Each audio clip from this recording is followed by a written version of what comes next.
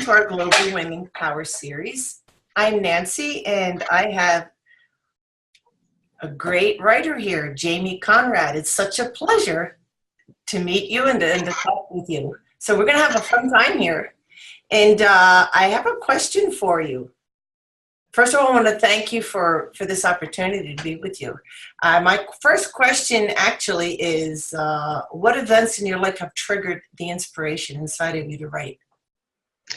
Well, that's actually a very good question.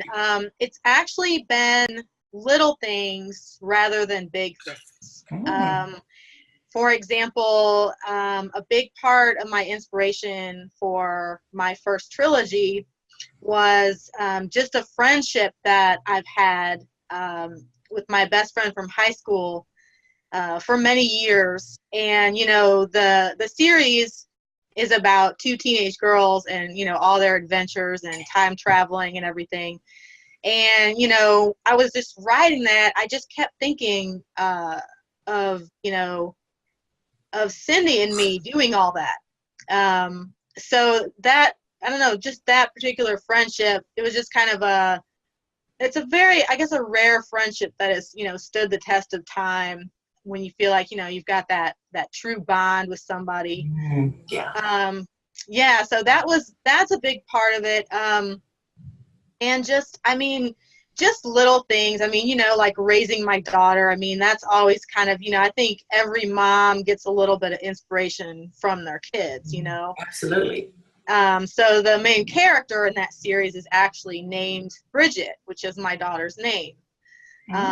And then the rest of the inspiration just comes from, you know, day-to-day life and watching people and just, you know, maybe like certain, you know, just the way certain people strike you or certain things strike you, and it just kind of gives you an idea like, oh yeah, you know, I should put that in a book somehow. So yeah, just little things. Great. I'm glad to hear all of that. By the way, I meant to explain what I am. I wear a couple of hats here. I'm a sports massage therapist. I'm a spiritual writer, lecturer, a musician. But I'm a person that loves to inspire people to see the best in themselves and have the best in themselves come out. So I was wondering, what effects do you wish to create in the readers? I'll tell you why I'm asking this. I was looking at the first chapter of your book, From Blood Winter. And you know that part where it's the cobweb that's stuck on an insect? It's wrapped around the insect and you're trying to shake it off with your finger. I was so scared.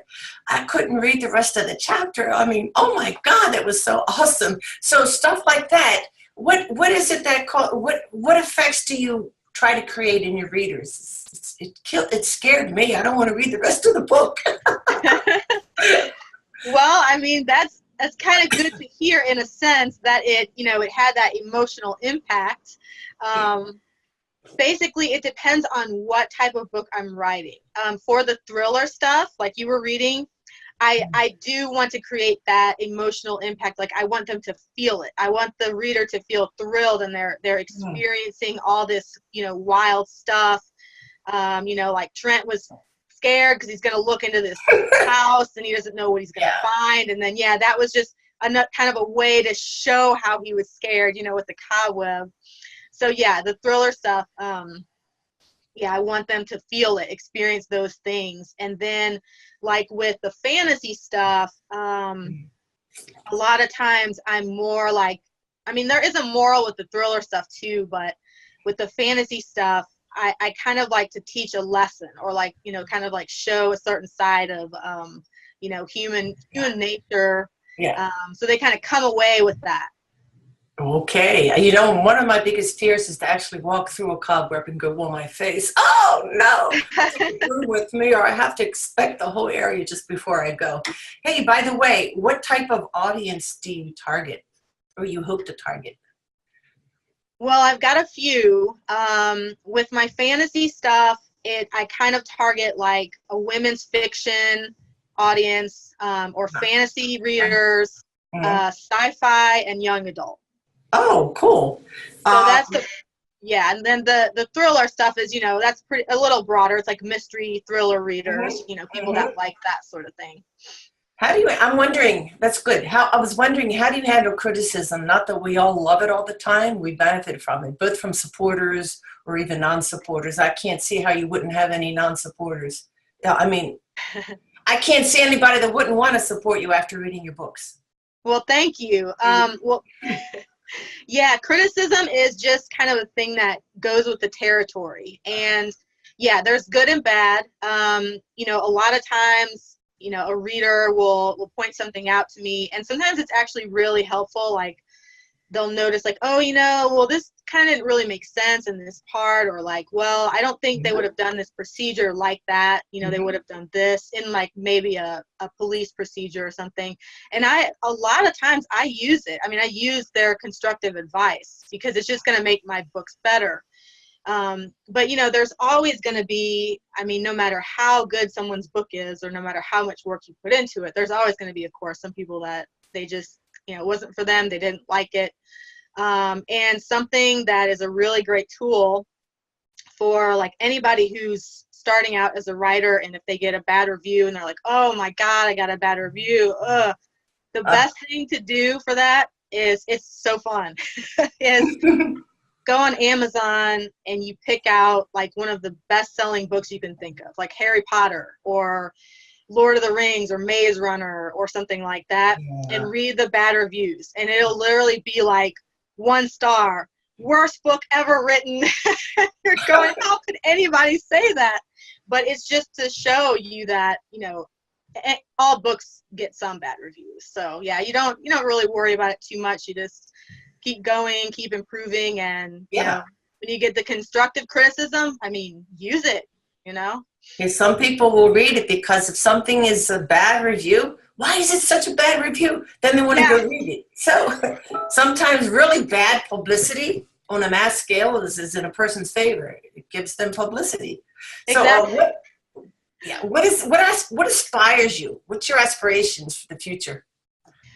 Well, I mean, I want to take it to, 6 figures a year. I mean, I want to really make a good income. I mean, I basically have the viewpoint that, I'll write as many books as it takes to do that. If it takes 100, great, I'll write 100. Wow. I mean, it might not take that many, but yeah, I guess I feel like, my friend Cindy has told me that, she believes that you should dream big. And I mean, I agree. You should just dream big, Absolutely. I'm so happy that you look outside the box and you learn from every experience in your life, both positive and negative. And how much time does it actually take to finish a book before it's out there for the readers? Well, that depends on several factors. It depends on, for one thing, how much time I have to spend on that. Like in the beginning, it took me a while because I worked full time. I just didn't have tons of time every day to work on the book. So it would maybe take me like a year per book, which is, I felt was too long. Now I started dictating. So I can get a rough draft dictated in about a month. And then it takes, maybe like 2 to 3 more months to like go through and like rewrite, edit, polish it up, and really get it ready. So now it's about 4 months. So in dictation, that was kind of a new hurdle. Like I had to learn that. And it's very strange at first when you're used to typing out the whole story to go from that to speaking. And is that the Talk to the Dragon program? There's something like that. Yeah, there is one like that. I don't use that. I just use Google Documents. You just speak and it just transcribes it right on the the document. But yeah, so that's kind of a new thing that I just started, but it's making it so much faster to get that rough draft done, because once that rough draft is done, that's the hardest part, is get that story written. And then just go and, I'm going and rewriting the heck out of it. But I can always rewrite it. It's getting that rough draft done. I remember taking English 101 writing in college. And oh my God, I had to think, what am I going to write about? What am I going to say? So I was wondering, do you need a specific mood setting, a time, a location, just to activate your creativity and writing skills? I don't really need a specific setting other than, I mean, like I could do it at the house or like at the library or somewhere. I do really need to be alone. I mean, there are some people that, you know, I've heard of mothers with like their kids running around screaming and they're like writing their book. I Oh mean, my I goodness. think, Right. man, that's great. More power to you, but I can't do that. I need, you know, I just need to be alone and have quiet. But yeah, I mean, as far as getting the creative juices flowing, I mean, it's kind of like there are days when I just don't feel that. There are days when I'm just like, oh, there's nothing today. There's nothing. But, you know, you kind of learn that you have to treat it like a job, because it is. Because when you're making money at something, it's a job. And you kind of train yourself that almost no matter how you feel, you just sit down, you know, you put your butt in the chair, you open that Word document, and you get something on the page. And, Yeah. Well, I know and before I massage anybody, I have to ground myself so that there's no negative inspiration. And sometimes it's like acting on TV. If you're not in the mood to be happy and a family member ticked you off and you have to pretend, you have to get yourself in that mood. So I'm probably assuming even when you do your writing, you have to put yourself in the particular mood that you want to create. That's what I was wondering. yeah, you do. You just kind of train yourself to do it, kind of like you said, like acting. It's like, well, yeah, maybe I don't feel like my absolute best on this certain day, but I'm just going to get in there and I'm going to, you know, I'm going to do it. Hey, by the way, how challenging can it be to be a successful writer such as you? How challenging is it? Well, thank you. Well, honestly, at first, when you start out, it can be very challenging. And, you know, a big part of that is, for one thing,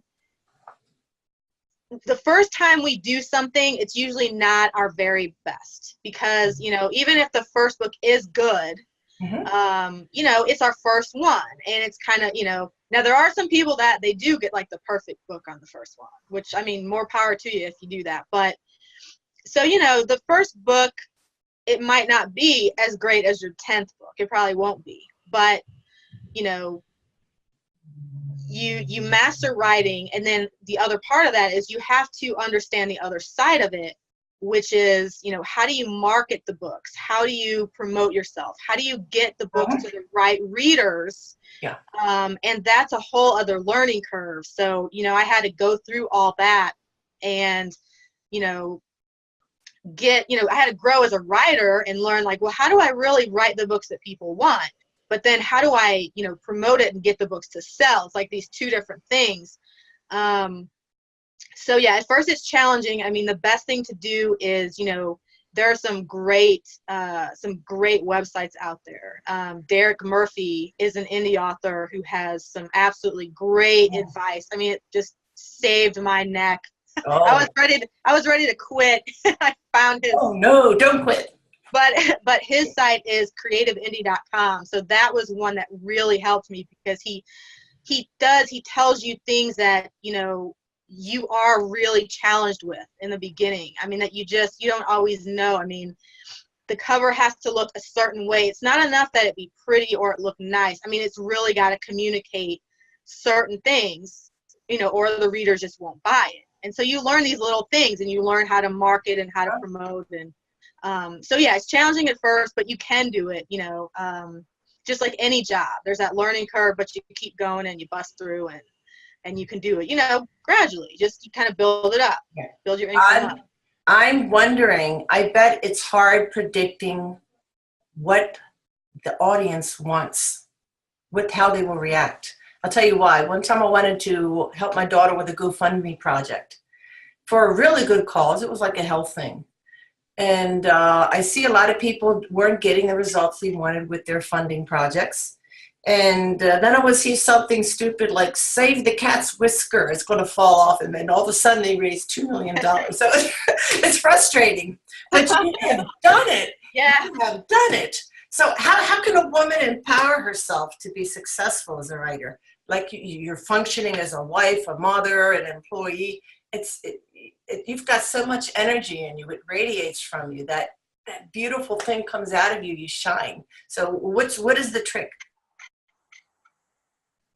Well, thank you. Well, my daughter is grown now. However, you know, what you can do when you know, if you've got kids at home, if you've got a job, you know, you're doing your housework, everything else, you need to kind of like, you need to take it gradually at first, because it's going to be overwhelming to try to fit in like this giant block of writing time when you really can't at first. So, you know, you start off, you just carve out a little time. You figure out, okay, you kind of plan it out. Okay, I'm going to have, you know, an hour on this day. I can probably do 3 hours on this day. And maybe you could carve out like one whole weekend day. It just depends on the person. But, you know, you figure it out. You coordinate with your significant other, and, you know, you carve out your writing time, and you really, I mean, if you've got a lot going on and a lot of people at home, you really kind of need to find a place where you can tuck yourself away out of the chaos. Yeah. Like, right. It's too much. I mean, there are, like I said, there are some people that can do it, but it's too much. So you just carve it out. You know, there have been, I've talked to writers who they could only write 1 day a week, and they still became successful. They just, every Saturday, that was their day. Like, they had the kids, you know, at the sitter or wherever, and they had their day, and they just wrote like mad every Saturday. And I mean, they wrote a lot of books doing that. So, you know, carve out little bits of time at first, and then, you know, as your life calms down, as you can put more order in, you can increase it to more. So I noticed you have 58,000 followers on Twitter. Kudos, kudos, kudos. That is awesome. I'm wondering, what's the best ways that you've found to connect with all of these readers? I do connect with readers somewhat on Twitter, a little bit. You know, I'll get messages and things like that on there. Probably the best ways are just email. Like, I put my email on Amazon, so if someone wants to, you know, write me, they can. Yeah. And then Facebook. Like, I've got a Facebook author page, and sometimes they'll write me there.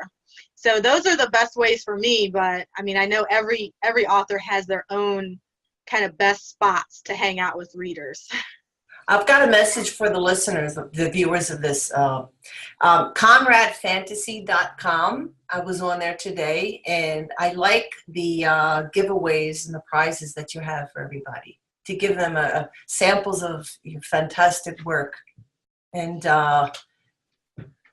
again, it's impressive, and it's good to see that you do outreach to the people like that, that you're not out there just to try to sell this or sell that, that you actually give them the opportunity to experience what your life, and your life is what you write. And I wanted to really thank you so much for allotting time for me today, so that we can get more of this unknown information about you. Well, thank you so much for having me.